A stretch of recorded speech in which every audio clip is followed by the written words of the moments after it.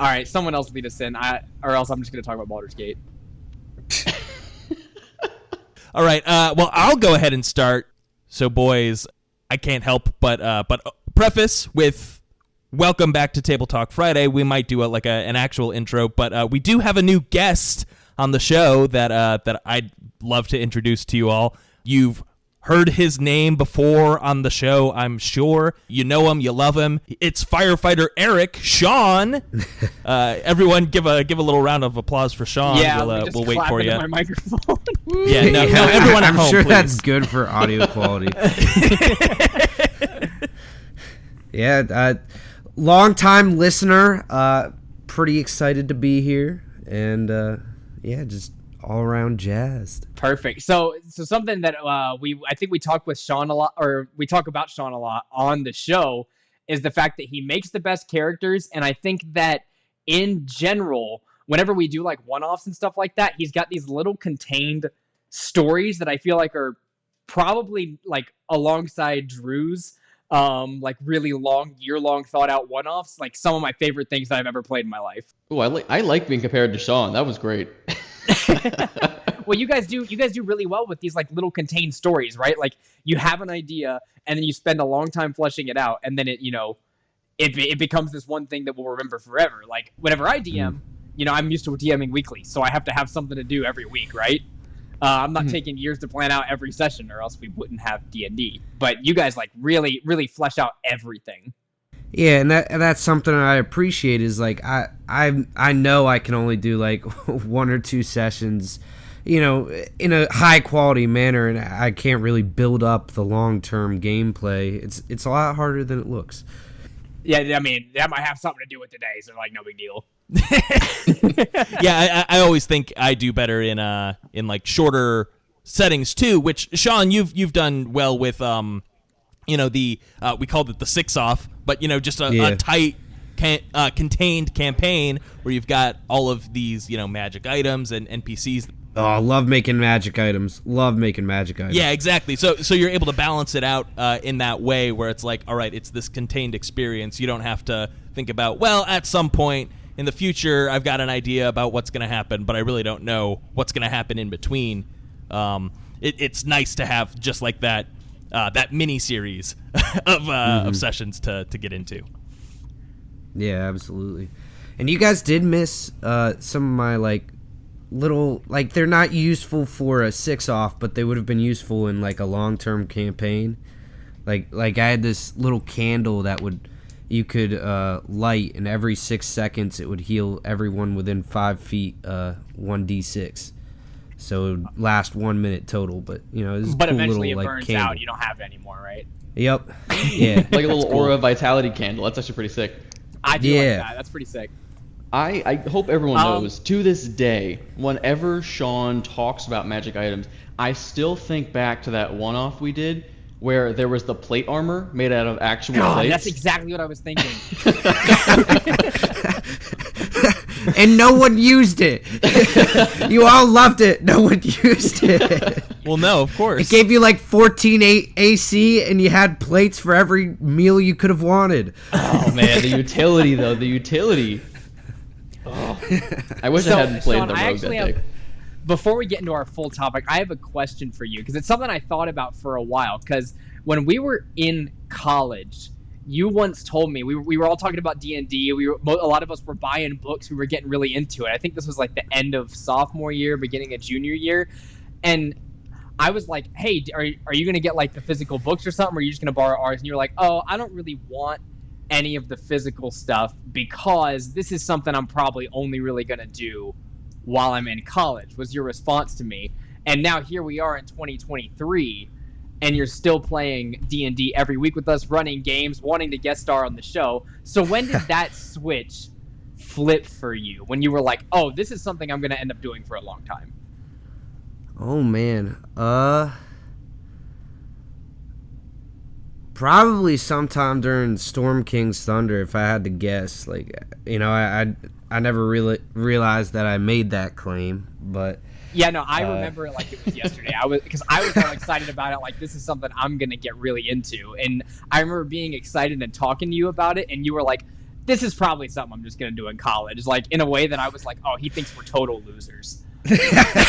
Well, maybe a little bit. But, He was no, not wrong. I mean, I think it was like sometime during Storm King's Thunder, like, you know, probably during one of the bigger arcs, and I'm sitting there, like, you know, just totally involved in this bird that I have. Like, if you killed him off, I would probably cry, and I'm like, well, maybe I should get the player's handbook.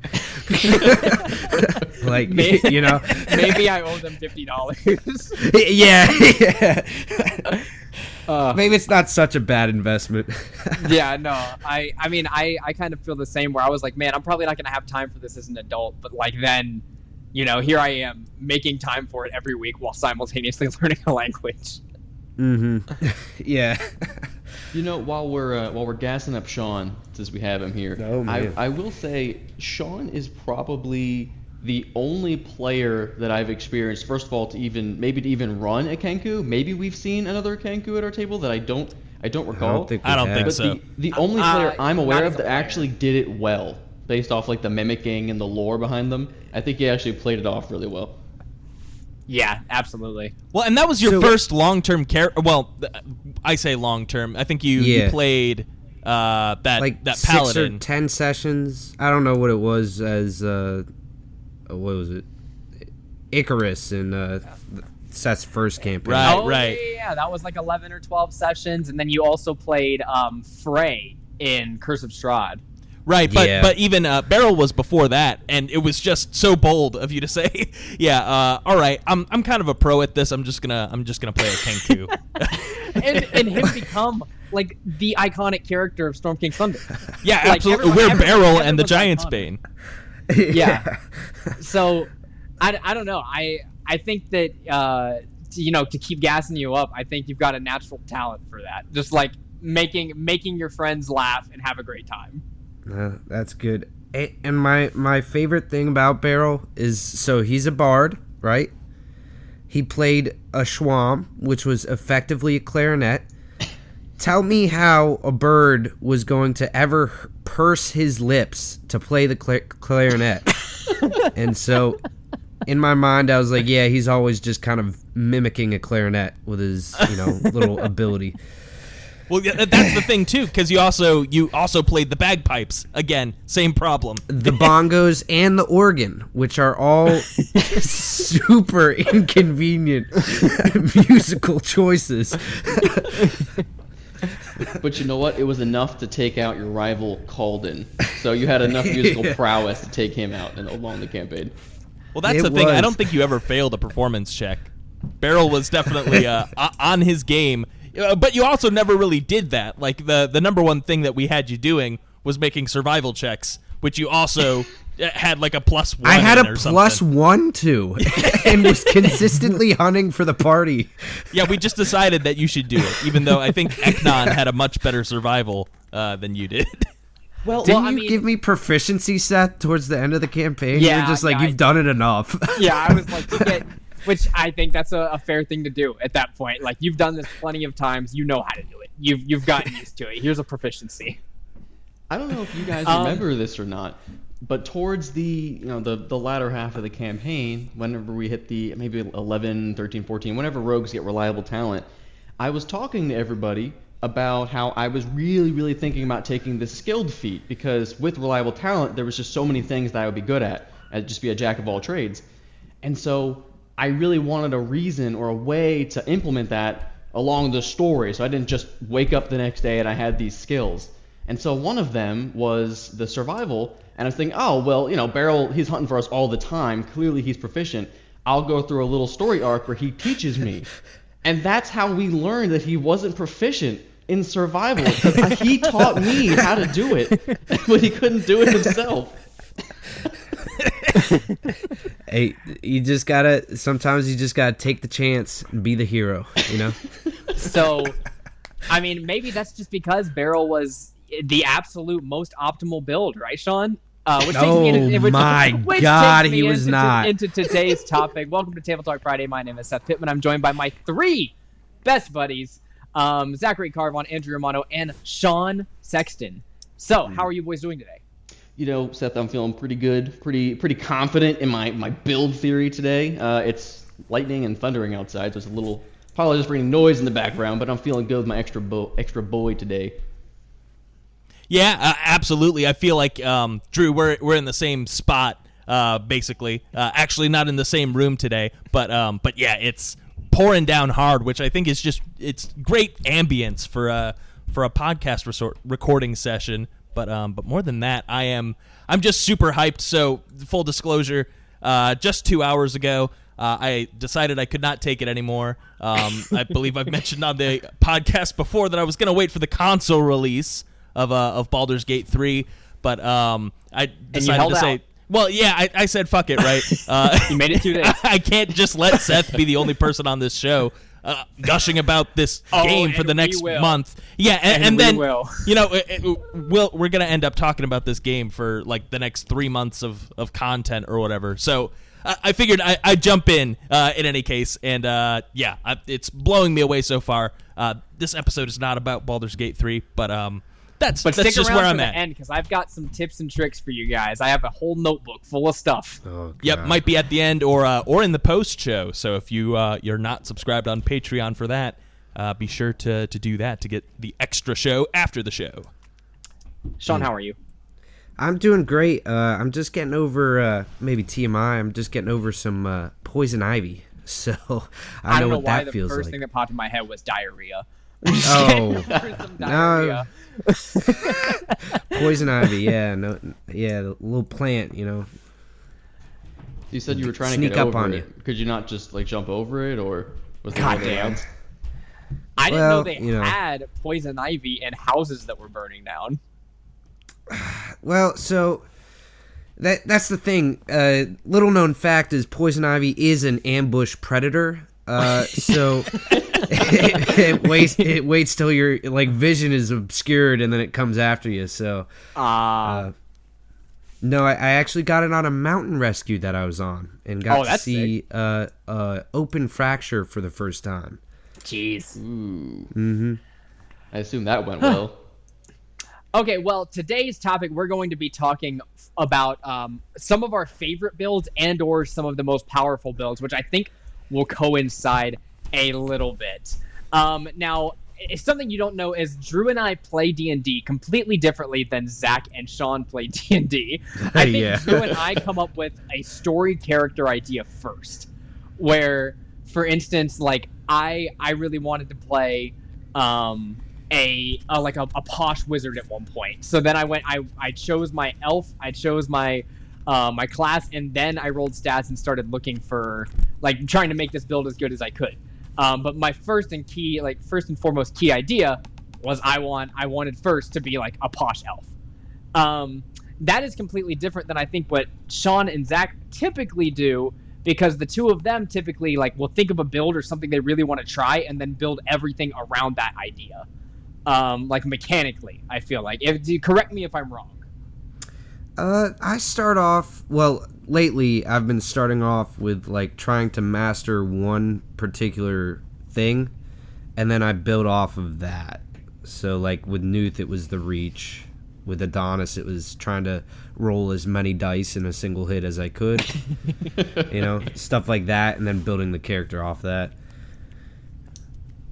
And I feel No, like Zach. it always works well for you, Sean. I feel like every time I come to the table when it's a new character for you, even if it's just a one-off character that you haven't had a whole lot of time to plan or prep, there's always that one thing that you're solid with. And right off the bat, I do go right to Nuth, where I feel like he could always hit anything on the battlefield at all times. There was never anything outside of his reach. You just basically stand in the middle of the room and could cover everything, and it was pretty fun. Yeah, and I'll commend you, Sean, specifically. Like, you're really good at finding the cheat codes to the game, right? I remember the first time you pitched a Bugbear with Reach. I was like, that shouldn't work that way. But nope, that's exactly how it works. And that made Nuth just like... You always find a way to make your character stand out, both in the way that you portray them, but also mechanically. And I think the way that I approach character building really changes depending on the day. I mean, more than anything, I usually want to pick a character that's going to fill a useful niche in the party. So like for Oswin, for example, I really just said I want to play a character who's got healing because all these motherfuckers didn't take a single healing spell. So so that was Well, that. if you just kill the enemy faster, you just don't need healing. You know, That's true. Yeah. So so it depends, but I also, you know, I'll look at specific builds and say, yeah, I really like how these two features work together, like with Paladin and Sorcerer, for example. I just thought it was the greatest idea ever to have a Paladin who has more spell slots for Divine Smite, and just being able to throw that into Divine Smite as much as possible was sort of my idea for Morrowind. And yeah, I've always got a couple of ideas floating around in the back of my mind where I'm like, you know, there's just a really cool thing that I want to do with this multi-class or whatever the case may be. But it's been nice playing Oswin as well, because for the first time ever, I didn't go into a character build with a multi-class in mind. And we're 17th level, and I don't think I'm going to start doing it now, which is wild. That first character I take to 20 will actually get that max level feature. So, I do have some breaking news for you guys, because I think, thanks to this video game that shouldn't be named, I might be becoming Sonic? slightly Sonic the Hedgehog. I might be becoming a slight power builder. there we go. Now, you Come have to the dark side. You have the chance for 100 gold coins in the game to respec your character. And I've been playing around with these certain characters that I really like, but we weren't. It was a little tough to get through some encounters. Now, the game on balanced difficulty can be kind of like difficult, and I'm thinking about D&D in a totally new way now, because I've had these couple like video game mechanics, and because I'm handling 4 characters at once instead of 1. And I found a build that I think should be the first one I bring up that I am absolutely in love with. And it's not even for my character. It's one of my NPC characters. I respect him. He is the warlock of the game, and I just wasn't vibing with the things that it gives you at base. I was like, okay, this is cool. I'm enjoying having this warlock on my team, but I can make him better. So I did some research, and I was looking through some warlock multi-classes. I was like, okay, I could go like Sorlock and, you know, have some meta magic features, really make sure that the Eldritch Blast is as strong as possible, then add on the meta magic on top of it. But I ended up stumbling across something super creative that I was like, I didn't know this was a thing, and I will abuse the hell out of it for right now. And that is, so I'm level 6 right now in the game. 2 levels fighter for him. He's one of my NPCs, so not my actual character, who is a 6th level bard. So 2 levels fighter, 2 levels warlock, and 2 levels sorcerer is what we currently are rocking. Okay. And the rest of the time we'll be rocking sorcerer probably. The reason being, number 1, we have proficiency with medium and heavy armor and all weapons. So he's got, like, I think he's sitting at 19 or 20 AC right now. I think he's at 20 AC. And he also has access to shield. So bumping him up to 25 whenever he needs it. And on top of that, I call this the ultimate blaster, because he's got access to meta magic features and tons of spells coming up, but he also has action surge. And in Baldur's Gate, your action surge, you can cast another spell if you do it. So I can use Eldritch Blast twice. Then he has both the Eldritch Blast invocations for Agonizing Blast and Repelling Blast. So he's hitting people like a tank, like an average of 19-20 damage, because he's adding his charisma bonus into these. He has a 20 AC with a shield and armor, and enchanted armor. And then also he has a huge access to spell list and meta magic. So he's literally just like the perfect damage caster. In every way, shape, and form. And I really want to try something like this in real D&D. Like, start out as a fighter, then pick up a patron, and then start taking sorcery points. Because I've been having an absolute blast with it, like pushing people off of cliffs, hitting them for high amounts of damage with a cantrip. Like, it's so much fun. Well, let me ask you this: have you tried pulling off any coffee lock shenanigans yet, or are you at not high enough level to do that? So it's not as important in the video game. I bet it would work great in regular D&D. It doesn't matter that much in the game because the rest mechanics are so forgiving. Okay. Now, something I don't do that often because I'm role playing in the game is like I'm trying to make this seem like my character's adventure, right?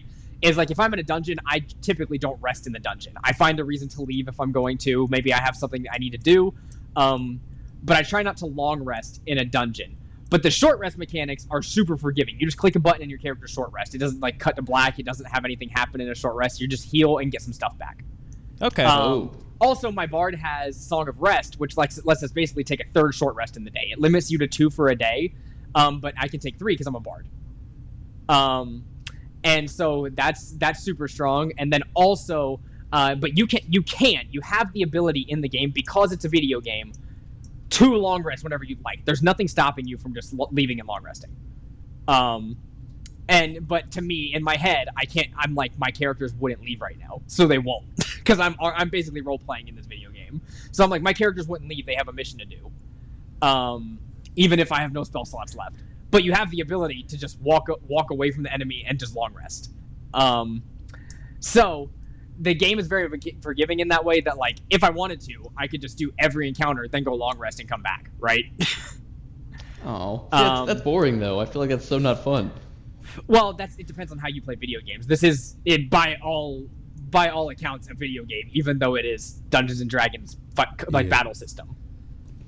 I kind of like the idea of like a Minecraft thing though, where if there's any spiders or a creeper nearby, you can't rest, right? So I like the idea that if you're partway through a mission, you can't rest. Well, yeah, I mean, if you're standing in front of an enemy, the enemy's going to kill you, so like attack you. It's so. I mean, you're going to aggro the enemy if you're standing next to them. You can't just stand next to them and be like, "All right, I'm long resting in the middle of this fight." That's not going to work. You can't just tell them, "Hey, I need 30-minute timeout." Hey, I need a 30-minute. No, but anyways, this build, the ultimate blaster, fucking amazing. It reminds me of like a space soldier with just Eldritch Blast. Like you're just firing your laser at all times. So that's the build I brought to the table. Anybody else can move on now. I'll jump in because I feel like I am the least qualified to talk about synergy and builds. Because the only build that I think I've come across, or the synergy that I think has been the most effective for the party, was pretty much not intentional. I didn't realize it was something I could do, and I kind of just stumbled across it, which I suppose is kind of along the way I had made my character. Talking about Pyth here, of course. I had started out with ultimate control character. Yeah, the ultimate control. I did want him to be pretty control-y, and I had an idea for him. In the beginning, he actually wasn't even going to be multi-class, which I feel like for the most part is pretty much a prerequisite for building at all a lot of the time. You could go straight through a character, but it's very difficult to come up with a solid build without going very intensely into feats or something like that. But with Pyth, the idea was that I wanted to be very time and space based, and so I decided to multi-class into the Clockwork Sorcerer. And I did that because there was a good bit of sort of balance to it, no pun intended, because you got Restore Balance, equal to my proficiency bonus per day, which meant I could, if someone was rolling disadvantage or advantage, I could use my reaction to bring it down to like a normal roll. And then it gave me a couple spells. The most important of the spells that I have innately that I don't need to prep amongst the Clockwork Domain list, I don't think it's called a domain list, I have to double check, but it gave me Aid. And I had not intended to be using Aid heavily. I thought it would be extremely helpful for a wizard to have a healing spell, specifically since, like we talked about before, no one had really taken healing. Varys was a healer, but I'll put quotation marks around healer. You have to be conscious to heal people. I don't remember the last time you healed someone.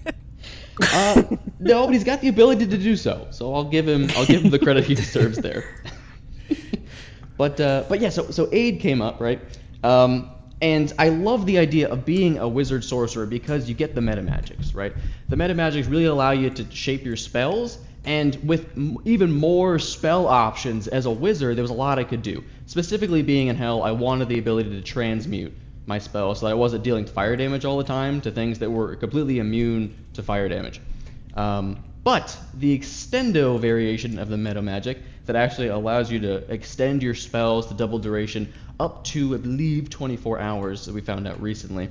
I started doubling the duration of Aid the night before, which obviously everyone here is super aware of because I've been using it every single day in our campaign since I couldn't even tell you, since I've been able to do it, I think. So that's ranged from anywhere from, I think, 5 hit point increase to your maximum, all the way to 40 or 45 now at 9th level.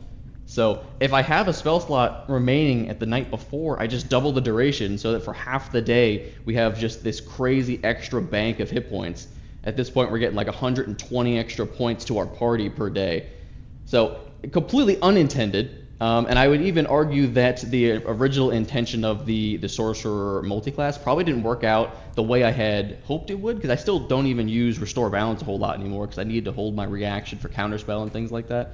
But the specific build or the synergy of the build, I would have to say, is the double Aid for half the day. And having all those extra hit points has definitely helped us so far. So I'll pat myself on the back for that build. That's helped us.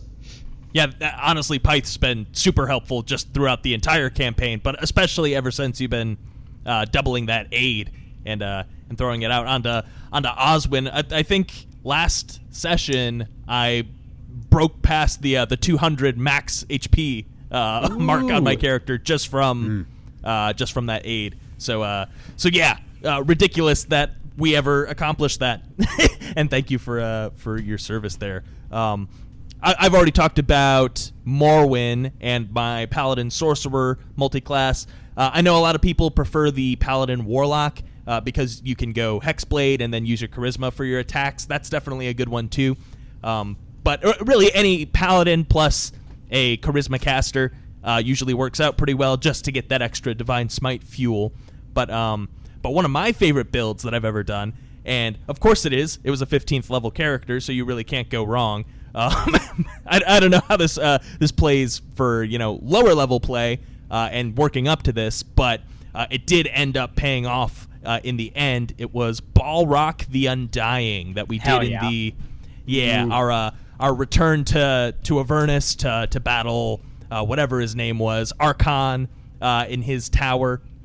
In any case, this was a reborn character. I flavored him as so he's a Path of the Zealot Barbarian, 5 levels Barbarian, 8 levels Cleric, and then I threw in 2 levels of Paladin for Divine Smite, obviously.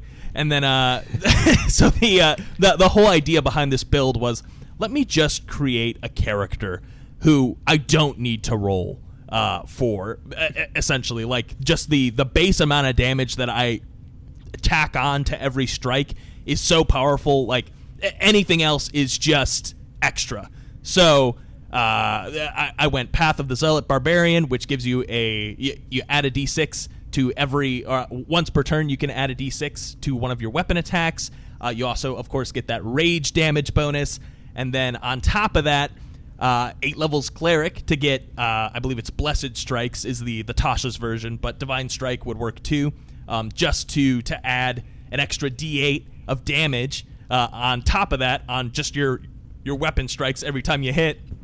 And then on top of that, I gave him Great Weapon Master, of course, so that's plus 10 damage. He had a Belt of Fire Giant Strength, so a 25 just natural strength score. So at base, I believe he was doing plus 21 damage each time he hit.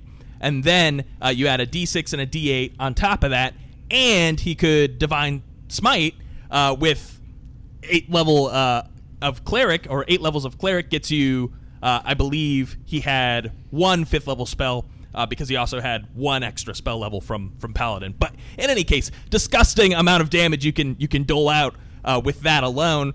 And then he was also a Grave Cleric, so he had his Channel Divinity that lets you double the damage on the next attack that anyone does against a target. So I believe I used it in more of a supportive way, where I said, hey, it might have been your character, Drew, hit that guy really hard, and that's how it worked out. But, one-on-one, you could do this and just absolutely decimate with your next attack. And it's not even like an auto crit situation. So if I did get a crit, it would, we're talking about upwards of 200 damage from just a single hit, which is disgusting. But yeah, super fun character, super flavorful too. He was like a undead orc basically who was kept alive by basically divine providence. I think it was Grumsh. I said was his his patron, and he would just send him to do his dirty work for whatever he needs done. But he's just like this specter of death. Yeah, it sucks that you guys got party wiped in that one, huh? Yeah, I would have kept going. We did not. We made it Cleve.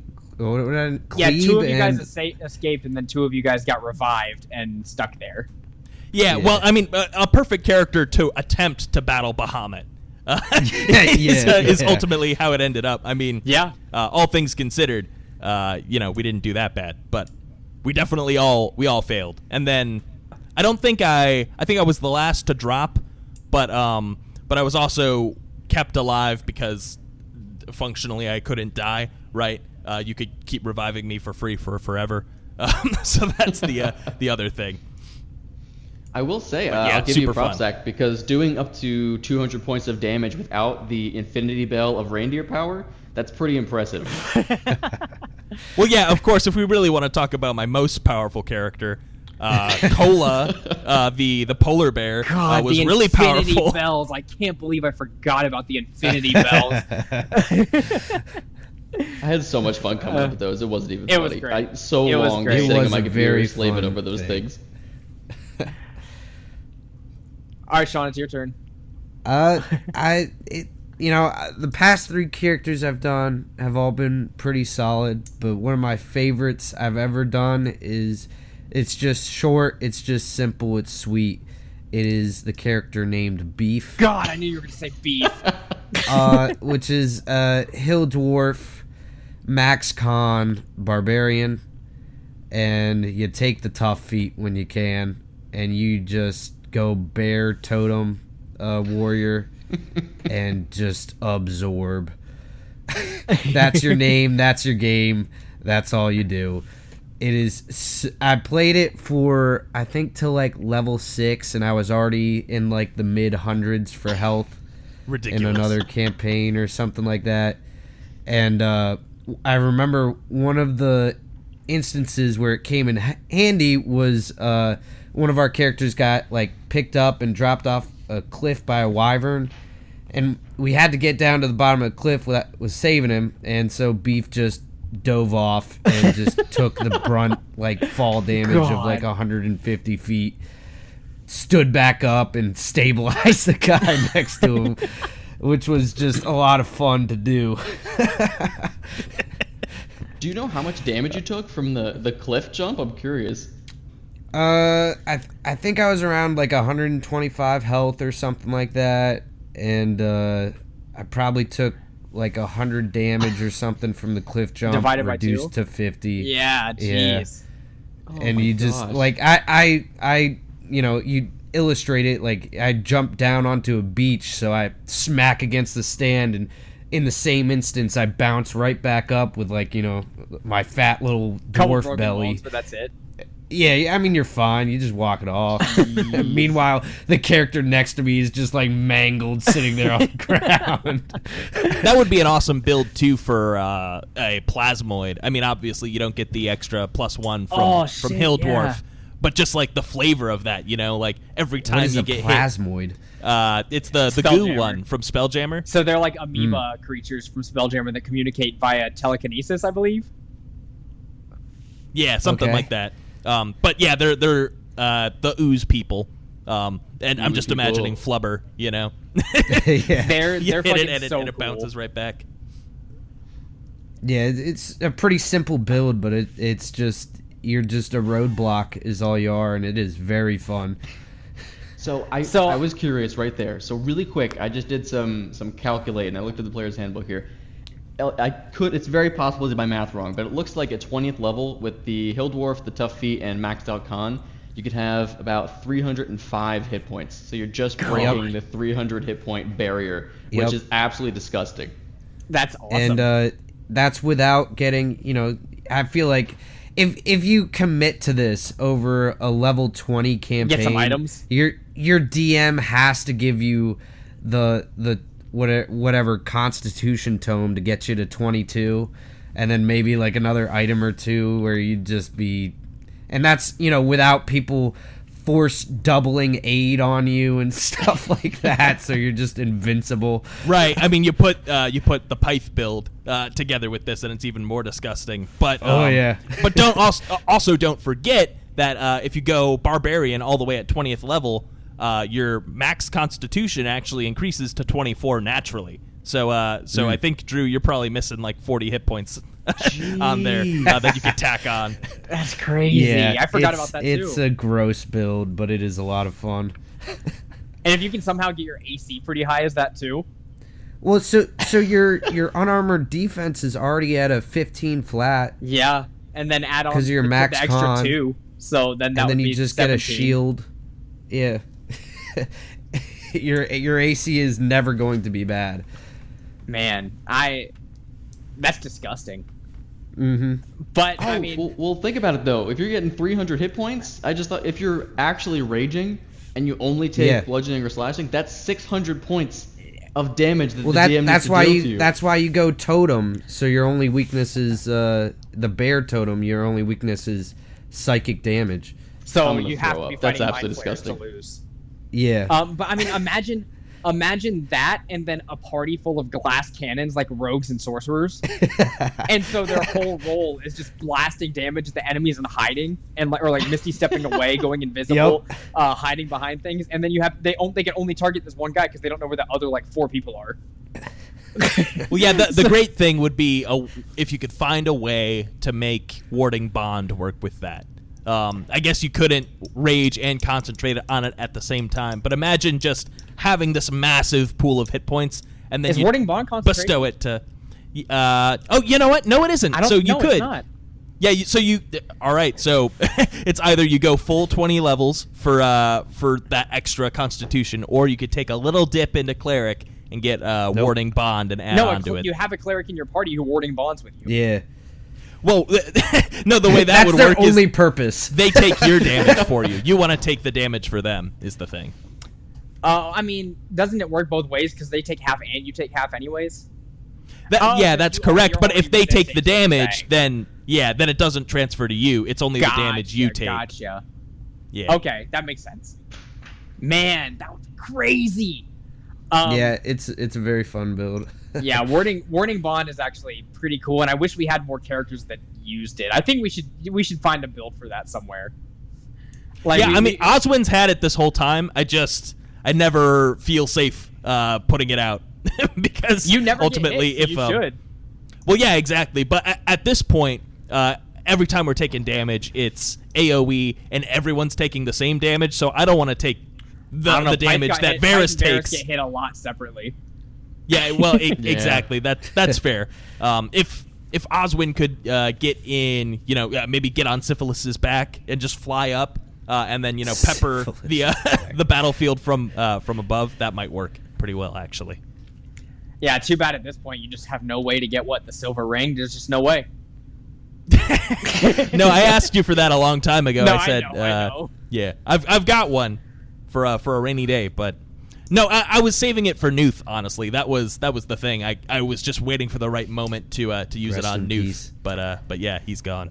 Well, make he's sure in you heaven save it, Zach, because I only have one ring, and I'm still just hanging tight on the ceremony as soon as I can get married. So you might have to bless my marriage with a ring. Maybe Pyth and Oswin will get married, actually, and then we'll have our warding bond. Yeah. Oh, yeah. And I'll get married twice in one day, and that'll give me like a +8 AC. Well, so I've been waiting for a while to play one build, and that being just the Shadow Monk Rogue. For the longest time, I've been wanting to play this thing, and I just haven't done it. I mean, not that I'm ever a player, so it looks like this is probably gonna have to be like a video game thing that I end up playing this. But that would work. I've been wanting to play Shadow Monk Rogue for the longest time, just teleporting between shadows, pop out, get some hits in, get my sneak attack off, and get away. Oh man, it's been something that's been on my mind for a while because my anime trope is rogue, so that's the one I would be.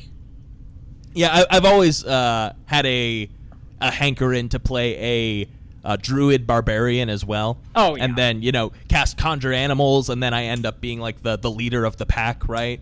So I'd probably be shepherd druid and then barbarian, and either totem or beast would work really well with that. And then, I Hulk out into a bestial form, and, God, that would and be I've so got cool. my pack of wolves that are all giving me advantage and getting advantage from me, and everyone else is also getting that same benefit. Yeah. Man, I think this is it's time for me to talk about a couple of things I would like to cover. I'm not going to go into my stories yet. That's something we'll go into in the post show. But congratulations to Larian Studios, the developers of Baldur's Gate 3. You guys have made an absolutely insanely amazing experience that, Drew, this is going to be crazy for you to hear me say. Are you ready? I think I know what you're about to say, and you better not. This may well be my new favorite video game of all time. Oh, okay. I thought you were going to say it was better than D&D. I was about Persona to flip. 5? I played Persona 5 all the way through 2 times, 90 plus hours each time. I'm in love with it. I love it to death. But this game is like they asked me, what would you like to do and play in your free time? And then they just did it. I'll gush for a few seconds and then I'll give my tips. I've been playing for about 30 hours at this point. It came out on Thursday. Today is Sunday. And I've had so many crazy experiences. But it's like playing D&D all the time. Because it's all the same mechanics. Levels 1 to 3 are super punishing, just like they are in regular Dungeons and Dragons. But then getting into this, all the interactions are similar to Mass Effect and any BioWare game, where like you've got choices as you go throughout the story. The choices, as opposed to those other types of games, are very related to your character too. So like whatever character you make and however you feel like acting, it's going to change based on what you do. I had this one thing happen where I had saved before I knew something was probably going to happen soon. So I saved before it. A cutscene triggers. I go through a fight. A thing happens where I was like, "Oh man, I think that was a scripted scene that just happened," because it was like a CGI cutscene that played afterwards. And I was like, "Oh, that was definitely like a scripted scene that happened." And I'm well into the game at this point, so this isn't anywhere close to the beginning. So I'm like, "Man, okay, cool. Well, they must have scripted that in." Something happened in the next scene, and I ended up dying. And I was like, I wonder, I'm just curious, can I prevent this thing from happening? So I did everything in the fiber of my being to prevent it from happening, and I prevented it, and a different CGI cutscene played. Like, one that they paid for. I was like, you guys put a different one played, and it was a totally different outcome. Like, I'm not, again, no spoilers, because I think everybody should just, like, experience this, but, like, it was mind-blowing, because I was like, oh, that was a scripted scene. Like, they forced that to happen. No, that outcome can go, if you win the battle, the win condition for the enemies happens in the battle, are 2 totally different outcomes, 2 totally different stories, and change, like, what happens. And I was like, that's crazy to me. That they, like, not only had that happen, but like a full long like CGI cutscene played out, instead of it just being like, oh yeah, this minor little thing happens that's different. No, it was wildly different. And so all that to say, I'm in love with the game, and I've got a few tips for people, because this game is not easy to learn. I mean, I know we know like everything there is to know about 5e Dungeons and Dragons, which this game is fully based on. And I had a learning curve, so in the middle of me playing on my first day, I started taking notes on things that I thought people should know when they first pick it up, especially if you're going to pick it up on console in a month.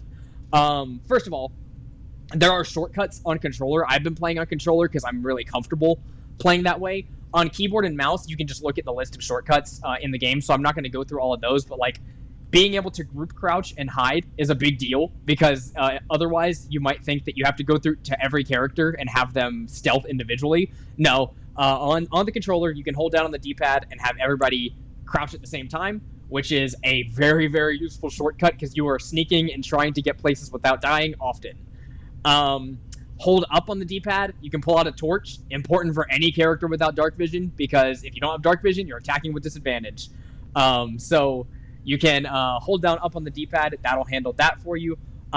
In the game settings, there are a couple things that I would recommend changing if you play base 5e. One, the game at base goes off the metric system. So it's going to say everything through meters, which is very, very jarring for someone who has always done like 30-foot movement, right? So I went in there. You can change it to imperial. So it says 30 feet movement. Sweet. It says 30 feet that. Movement, says 50 feet movement, whatever it is, you can change the settings to imperial. So that's one of the first things. I went through the settings all before I started the game. So I changed it to imperial. There's also one setting for dice. The game has kind of a mechanic for, I think it's more for people who haven't played a lot of D&D, but if you're on like a streak of rolling ones or on a streak of rolling 20s, the game will kind of adjust probability so that it's not completely random. So if you're on a lose streak, it'll give you a win. If you're on a win streak, it'll give you a loss. I adjusted that. You can change it to where it's completely random. So in my game, it is completely 100% random. That's in the game settings. Just turn off the like special dice setting they have. Yeah, I did see that. I actually left that one on. I was like, if you think so, if you think I should do it, then I left it on. But still, first couple hours of the game, I literally I got to the end of the tutorial and my computer crashed. So I'm gonna get back to it. But yeah, no opinions on that so far. Though I'll note that, I mean, the rolls seem pretty fair so far. But yeah, no, I have it completely random. I wasted about 10 disarm kits and stuff trying to disarm a trap one time and also trying to open a chest because it was giving me like 4 over and over again. And that's what I was okay with. I was like, look, if I run out of kits because of this, that's okay with me. Well, that's the other thing. I wanted the full random experience, so I turned that off. Yeah, I'll say this is a game that's very easy for you to save scum in as well. That's my one, I guess, challenge to new people is if you are a fan of D&D and you've been playing, try and play it like it's a D&D session. And if you do something you don't like, see what happens if you let that play out. Yeah, the only reason I ended up changing the outcome of the one fight and ended up seeing the different cutscene was because I died and had to reload my save. The encounter killed me and I was like, well, fuck. Okay. And so I reloaded my save and there was a different outcome. Another thing, consumable items, especially 1 to 5, fucking use them. You're going to get so many potions and spell scrolls that you might start like overloading your pockets with them, and looking in your inventory and seeing all of those is crazy. So like I at one point had 10 healing potions in my pocket and wasn't using them. And you can use potions as a bonus action in this game. So I look at my pocket and I'm like, man, if I want to just make it through a couple encounters that are difficult for me, I can just, as a bonus action before I do my attack, like use a healing potion. And also solutions to things going on and stuff, use your spell scrolls. Because I have about 4 Speak with Dead spell scrolls that I forgot I could have just been speaking with dead bodies this whole time. And you can get real information out of things like that. Speak with dead, speak with animals. I solved a problem, got around a puzzle just by using a spell scroll, a dimension door, and a couple misty steps to get around a puzzle I didn't want to do. So use any and all freaking consumables that you have, or else you're just gonna have infinity. And I know that's a problem for a lot of people because they're like, "Oh, I'll save this for the final encounter." No, you won't. So just I think I'll cast Speak with Dead on the BBEG's corpse. I think that's probably a good idea. Yeah, exactly. And take the time to upgrade your gear and freaking.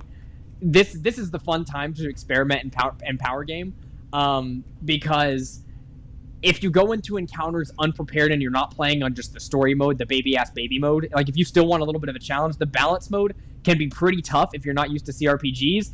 And I guarantee on my next playthrough, I'm going to play through on Tactician, which is, I feel like my D&D campaigns, right, are like balanced mode for this game.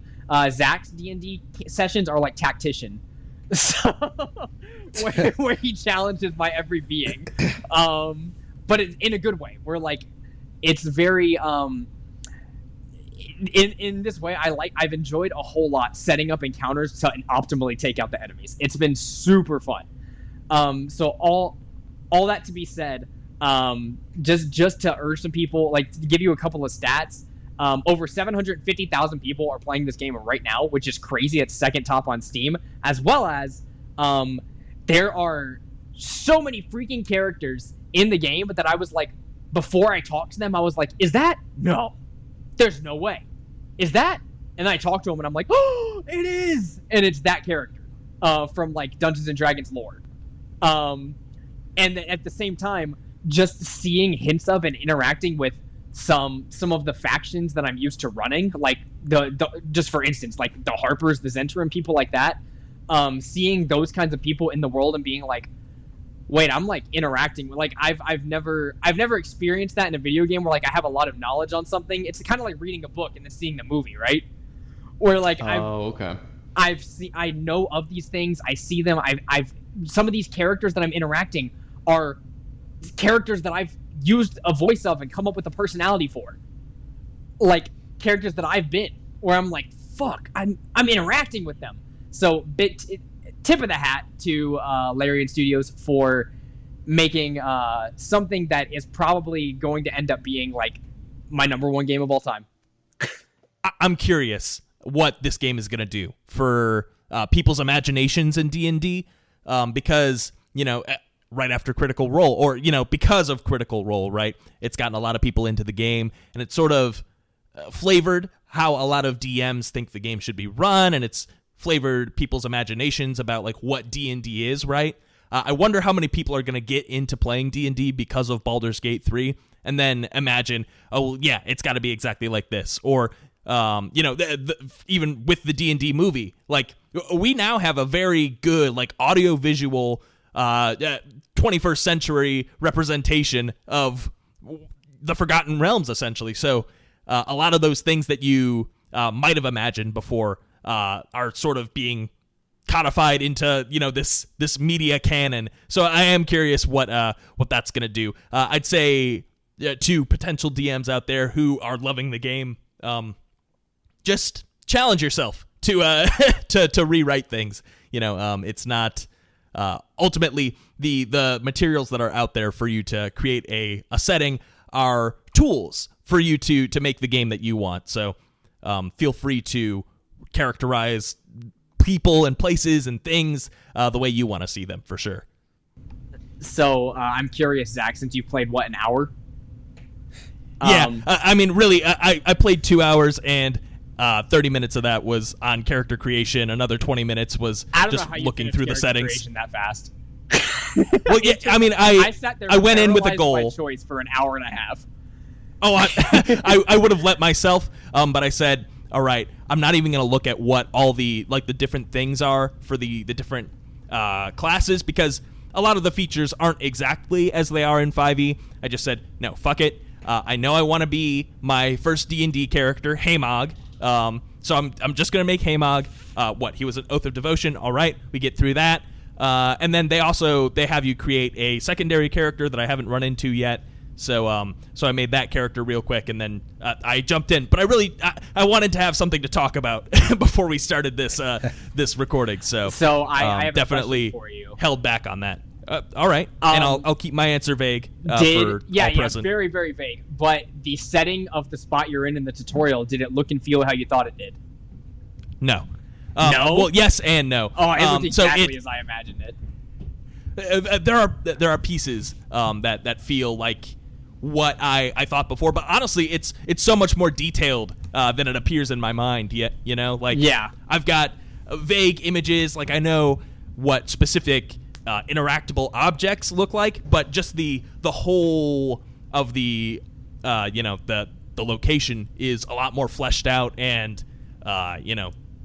it just feels real as opposed to, in my mind, it also feels real, but like less detailed, I guess. Yeah. It's more of like an interpretation in your mind, but here you're like, oh, I'm seeing it. Yeah, exactly.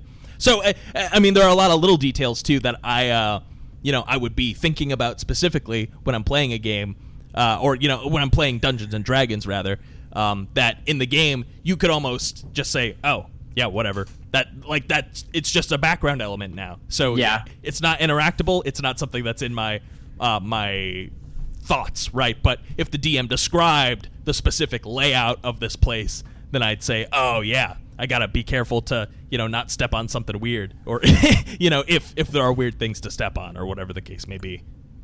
Yeah.